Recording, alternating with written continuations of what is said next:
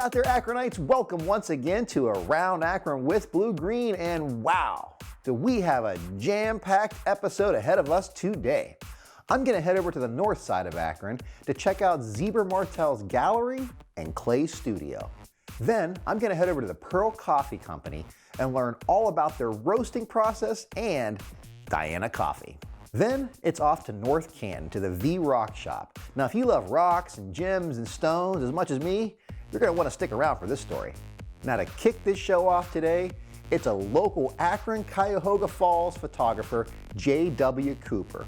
I'm gonna head over to the Jenks building where he's currently residing at and taking photographs of all the musicians that come through and learn all about his unique style.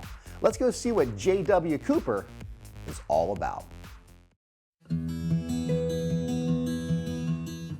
Seagulls on Lake Erie, 1973, after I got my first camera. You know, when I first graduated from high school, I got a job at Walt's Camera delivering film all over the state. So I drove about 400 miles every day. And, you know, I headed up towards Vermilion and, you know, just lakeside kind of things. But I'd be driving up there and the weather would be changing every day that I'd be up there. And, you know, but minimum wage was $1.65. I was actually, you know, they were actually paying me pretty good money, but I used my own car. Of course, you'd never, you know. But then I started seeing a lot of really cool pictures and talking to guys in the pro shop in the morning, and they got me hooked up. And Mr. Walt said, well, why don't we just sell you a camera? So it was over. So I got Seagulls, one with one leg, and the other one was sore, and there was another one that only had one leg. So I just thought I was cool. I was the stuff right there.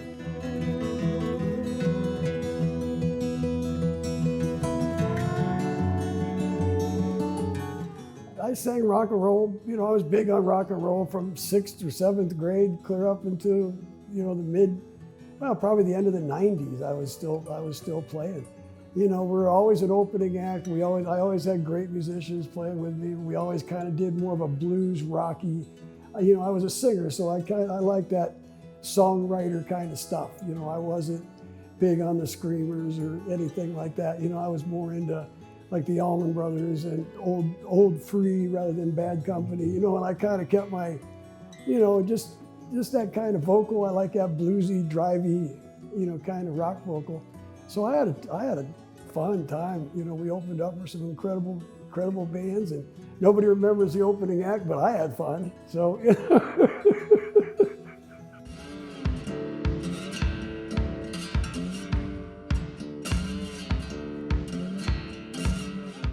You know, I was always into both at the same time, just had that artsy thing where that was always like the main focus was, you know, no pun intended, but, you know, the main focus was just something artsy. So, and I grew up on album covers, and I grew up, staring at the old Crosby, Stills, Nash and Young album cover for hours, that black and white, and the Allman Brothers cover in front of the Fillmore.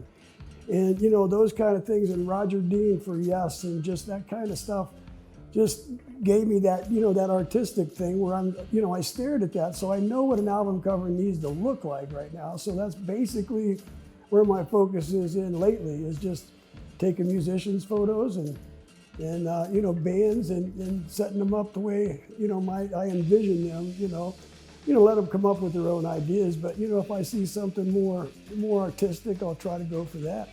You know, lighting is everything in photography. So, you know, if I can light a band or light a musician or an artist, you know, the way they should be lit, because artists back in the old days was a candle or a window. You know, you didn't have all that fancy stuff. So you gotta light for mood. And bands appreciate it, so.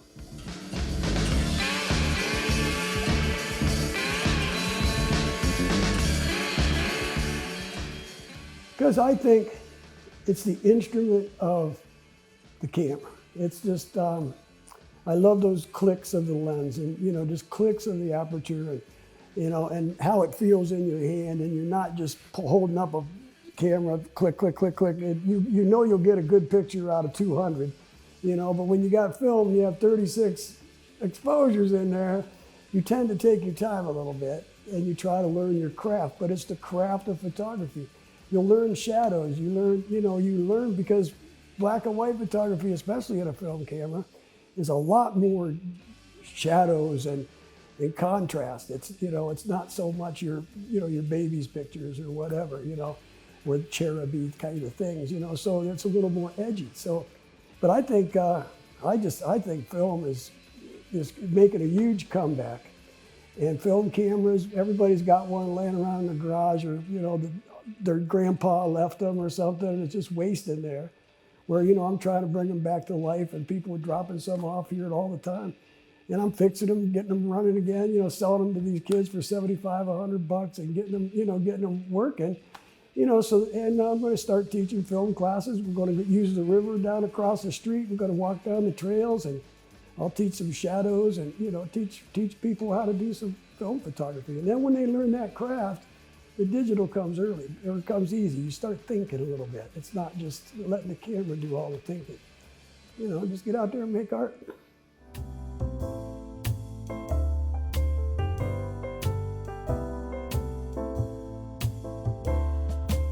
You know what? I've never taken my best picture. So, you know, that's what I have my eye on, my best picture. You know, pretty much someday I'll take it, someday I'll find it. But, you know, and, you know, not to say anything bad about any of my photos, it's just, you know, there's still that one that, you know, that I know is going to excite me, you know, to no end, and, you know, but I hope I never take it, because because then I can keep searching. I'll just keep running around trying to find it.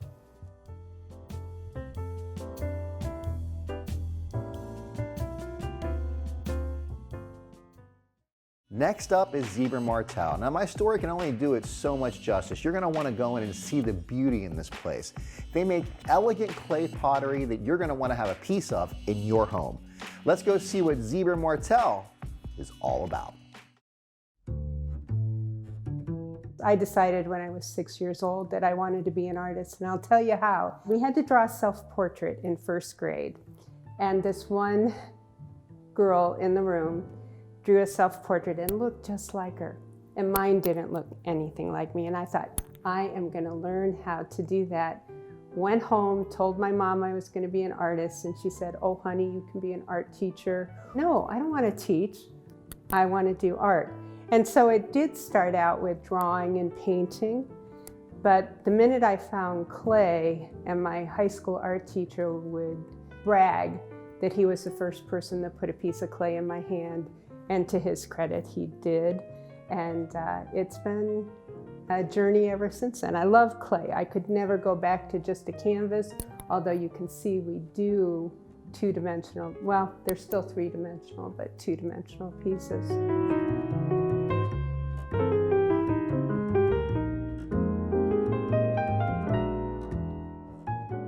My husband started out as a salt glaze potter.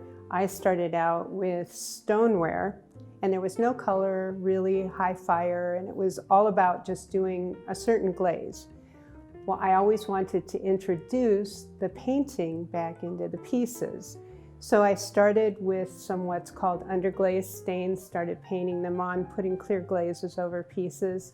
Started out with high fire clay, gradually moved down to mid-range, and I got a lot more color. And then finally we moved down to low fire because we could get the whole spectrum. And in fact, the #1 company that makes stains for the ceramic industry is right here in Ohio. And so we ordered 10 pounds of a color at a time.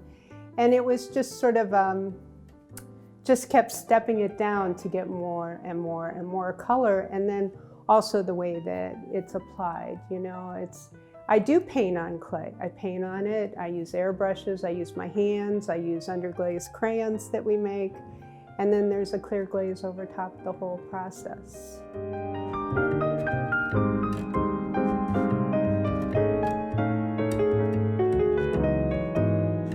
This was actually my first studio, this long, narrow one here.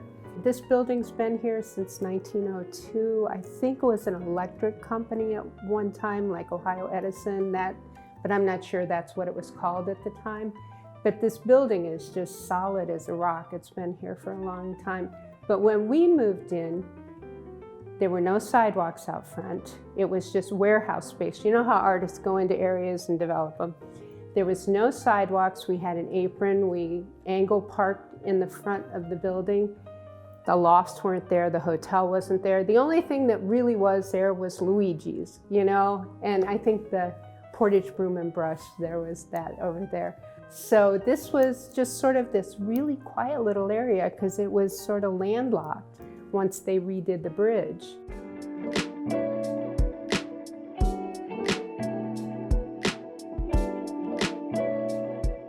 My husband's one of the best in the country as far as making those large pieces. Technically, it's a very difficult process. And what he does is he starts with, it's multiple pieces of clay. He starts with a base about maybe this big, pulls that up on the wheel, we call it throwing, and puts a little divot in top. And then he has another wheel he goes to, and he throws a really thick collar of clay that is the same width. Then he takes it over to the piece that he started, flips it over on top, pulls it down into the base, and then pulls it up. And he repeats that process until he builds a piece sometimes over 5 foot tall.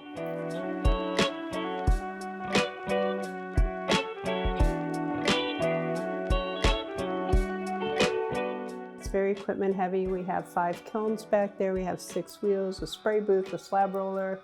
I mean, it's definitely a little mini production area for sure. And these pieces do not happen overnight. It's a process. So you work on large groups of pieces at a time. And you know, while one's drying out, the other's firing. Then the next one's getting glazed. Then the glaze firing. So it's like there's always multiple pieces in process at one time because that's the way to make it work. But from start to finish, like a glass like this or a mug, you know, it's probably 3 weeks before those are done. Minimum. And then the bigger pieces even take longer because they need to dry out longer.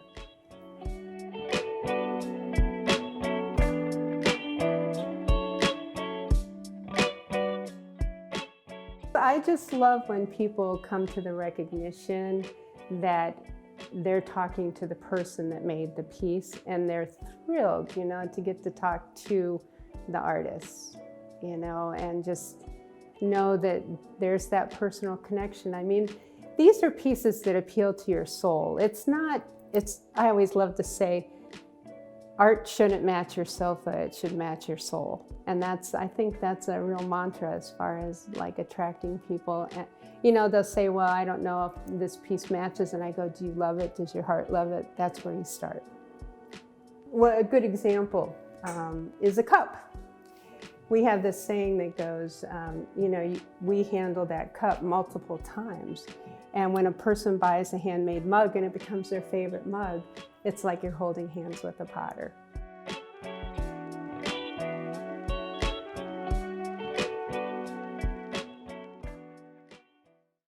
The Pearl Coffee Company has been around since 1919, and they supply coffee to local restaurants all over the Akron area.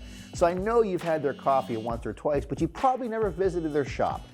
They have a wide variety of coffee, and they've been roasting in their downtown location since the 50s. Now this place is amazing and a true hidden gem.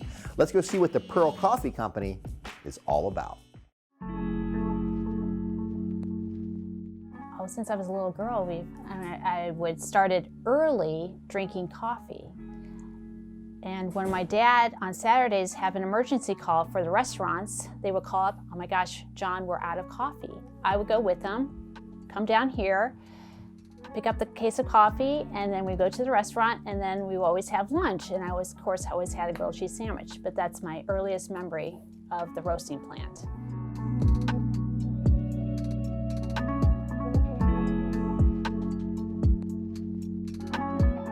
It all began in Greece when my grandfather, Nicholas Economou, and his 3 brothers went to Cairo, Egypt. And that's where they worked with the English Coffee Company and learned all the different roasting techniques. World War I broke out, coffee became very scarce, so they came to America around 1914.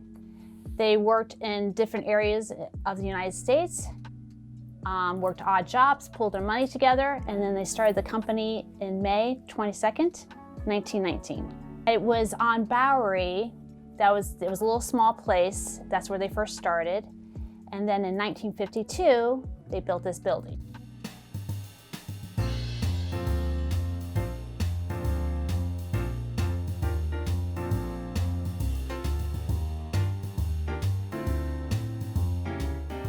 We take the green beans, we put it in the grate. It goes into an elevator into our roaster. Now, roasting is an art. It's the type of beans that you're buying, the quality of the beans, time and temperature, and that goes all into the roasting.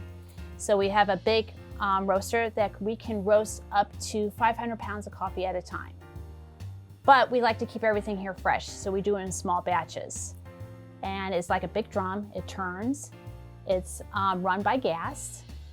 We set the temperature and we set the time, and then it roasts. And when it's ready to come out, a light will come on, it will stop the roast, and that's when we quench the roast. You'll see the smoke come out of the top.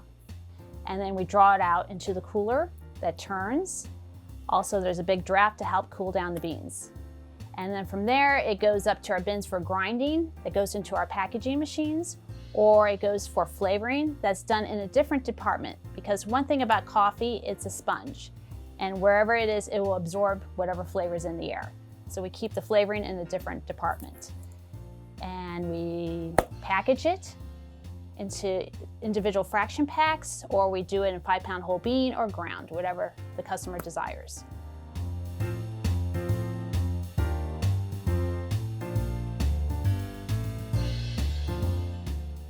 Cupping is after the beans have been roasted and it's cooled down. What we do, and this is every roast, we grind it to the previous roast and we compare the colors, make sure it's perfect. Gas, during the winter time, the pressures are different, so we have to adjust for that. After that, we grind the coffee and we brew it, and then we all take a taste of it and we cup it. That means some people slurp, I don't slurp, because you want to get the full effect. But then there's different things that you're looking for. Does it have a woody taste? Does it have a medicinal taste? Is it have any chocolate cocoa undertones? That's what you're looking for in the cup of coffee that you're drinking. So that's what we mean by cupping.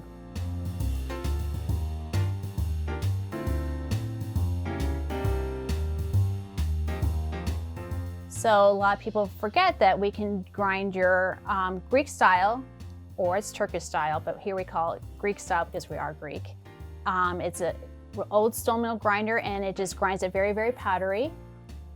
And from there, you would use it in your briki over the stovetop.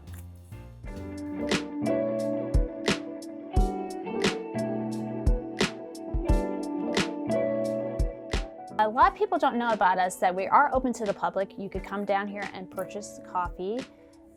They mostly know us in the kitchens because we serve a lot of restaurants, institutions, we're in some coffee houses, and we also partner with Acme.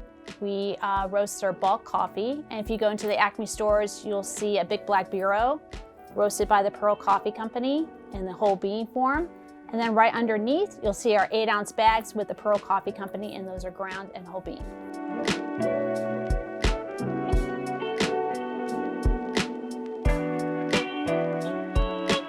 How Diana came about, the name. So my grandfather and his 3 brothers used Diana, who is the Greek goddess of the hunt. And every morning before she would tend to the animals, she would drink a black nectar. So in mythology, she would drink coffee. Now they use the Roman name instead of the Greek name Artemis because the Americans can relate to the name Diana. And my father used to say, every time you're drinking the Diana coffee, you're kissing the lips of the goddess Diana. So that's the story on that. Now to wrap this show up today, we're headed down to North Canton to the V-Rock shop. Now if you love rocks and gemstones as much as me, you're gonna wanna go physically check this place out. I learned so much, and I got to see stones that I didn't even know existed. Now this place is one of the largest wholesalers in the United States of America, and it's right in our backyard. You've got to take a trip there to see it for your own eyes. I guarantee it'll be amazing. Let's go see what the V Rock Shop is all about. It's a family business. Ever since I was a kid, I was involved in it. You know, I was coming here after school, starting in probably like 12 or 13. So it was always something I had big interest in, and it was good. It just kind of grew the hobby a little bit further. I mean, my grandparents started it back in '75, and it's kind of just been passed down through the generations.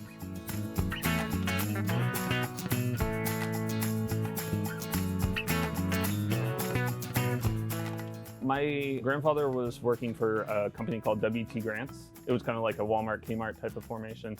When that went out of business, my grandmother, as a hobby, was making rings and things for a lot of the managers and things that was underneath him. And so she was doing it as a hobby in the basement of her house. And it kind of, from there, it became almost a full-time business before they shut down, where he was a warehouse manager there. They decided they're going to go full-time into it, see how far they can go. It kind of just grew from a hobby that originally started from my uncle was a Boy Scout and was trying to get a stone merit badge, and my grandmother started interest on some of the stones and decided to start doing jewelry making out of the basement of the house.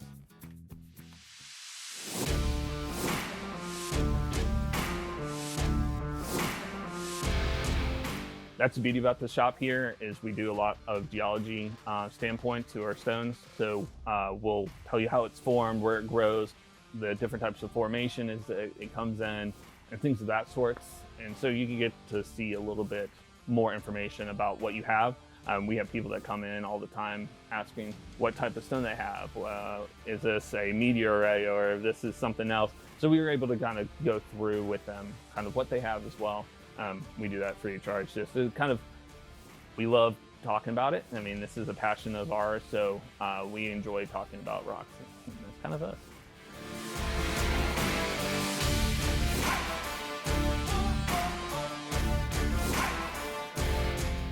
It does happen a lot, especially with meteorites. People will believe they have meteorites, sadly, in the area, and pretty much a lot of the United States. Factories used to dump a lot of metal out into fields and things of that sort. So when people are going through what used to be a field and now it's residential areas, and people are finding a metal stone in their backyard, and they're like, oh, it has to be a meteorite, it's heavy. So we get a lot of that. And a lot of times, again, it's going to be slag that's come from a factory, or same thing with glass. They'll come in and it's like, oh, I got a really huge crystal. And it's like, no, that's glass. You can see with the bubbles in the inside. But like the same time, it's like I tell them, it's like, you found something cool. In that way, you know, it might not have value, but it might have value to you because of you finding it yourself.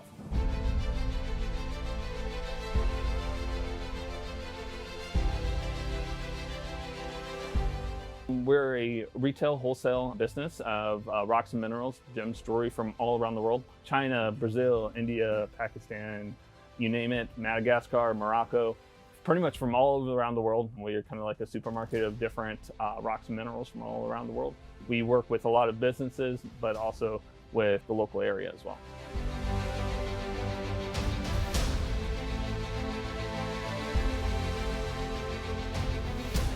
In Ohio, sadly, a lot of things were scraped. When we had the glacier movement come in, everything was scraped down south. Now, you can find a lot of sea fossils. Since we used to be under water during that time, you'll have a lot of sea fossils down south. You'll have like your trilobite, which is a state fossil of Ohio. You'll have your choroid stems, other sea life that you can find a lot more down south. We do have like Ohio flint, which is, you get some really, really nice colors that you won't find anywhere else. You will find flint, but you won't find the colors that we get out of Ohio, Indiana area.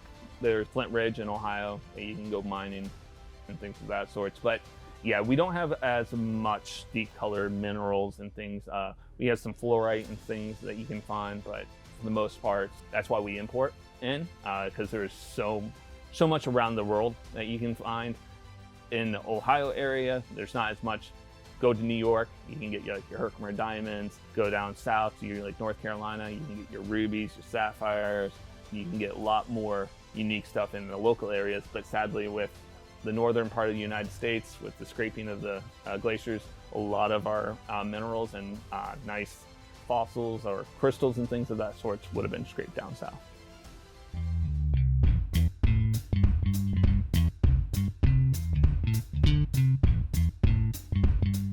We get about 3 containers a month right now, and it's constantly like Christmas. Every time we get a shipment in, we get to see a lot of the new things as it's coming out. And again, like for us, this is our collection. This is what we enjoy. So like to pass on that collection and have like a revolving collection, being able to pass on some of the awesome stones that we get in, that's what it's about.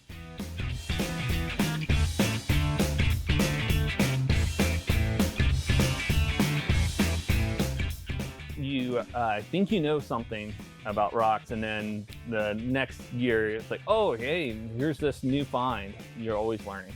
There's always going to be new stones out there. You're never going to fully understand every single one. And yeah, it's the business constantly changing. It's the beauty of having things come in and out. It's a revolving collection. We get such a wide variety of different stones, and there's always something new coming out.